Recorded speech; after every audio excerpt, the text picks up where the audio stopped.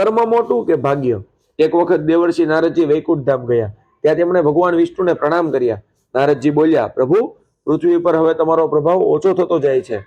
જે લોકો ધર્મના માર્ગે ચાલી રહ્યા છે તેમને કોઈ સારું ફળ મળતું નથી, અને જે પાપ કરે છે તેમનું ભલું થઈ રહ્યું છે. ભગવાને કહ્યું, એવું નથી દેવર્ષિ, જે કંઈ થઈ રહ્યું છે તે બધું નિયતિ અનુસાર થઈ રહ્યું છે. નારદજી બોલ્યા, હું તો જોઈને આવ્યો છું કે પાપીઓને સારું ફળ મળી રહ્યું છે, સારા કામ કરનાર ધર્મના રસ્તે ચાલનાર લોકોને ખરાબ ફળ મળી રહ્યું છે. ભગવાન બોલ્યા, કોઈ ઘટના કહો. નારદજી બોલ્યા, હું થોડા સમય પહેલા જ એક જંગલમાંથી આવી રહ્યો હતો. ત્યાં એક ગાય કાદવમાં ફસાઈ ગઈ હતી. તેને બચાવવા કોઈ ન હતું. એ સમયે એક ચોર ત્યાંથી પસાર થયો. ગાયને ફસાયેલી જોઈને તે અટક્યો નહીં, પણ તેના પર પગ મૂકી કાદવ પાર કરીને ચાલ્યો ગયો. આગળ જઈને તે ચોરને સોનાની મહેરથી ભરેલી એક થેલી મળી ગઈ. થોડા સમય પછી એક વૃદ્ધ સાધુ ત્યાંથી પસાર થયો. તેને ગાયને બચાવવાનો પૂરો પ્રયાસ કર્યો. આખી તાકાત લગાવીને ગાયને કાદવમાંથી બહાર કાઢી, પરંતુ ત્યારબાદ તે સાધુ આગળ ગયો તો એક ખાડામાં પડી ગયો. પ્રભુ, કહો, આ કયો ન્યાય છે? નારદજીની વાત સાંભળી ભગવાન બોલ્યા, આ યોગ્ય જ હતું. જે ચોર ગાય પર પગ મૂકીને ભાગી ગયો તેની કિસ્મતમાં ખજાનો લખેલો હતો, પરંતુ તેના પાપના કારણે તેને ફક્ત થોડાક જ મોહર મળ્યા. અને જે સાધુ ખાડામાં પડ્યો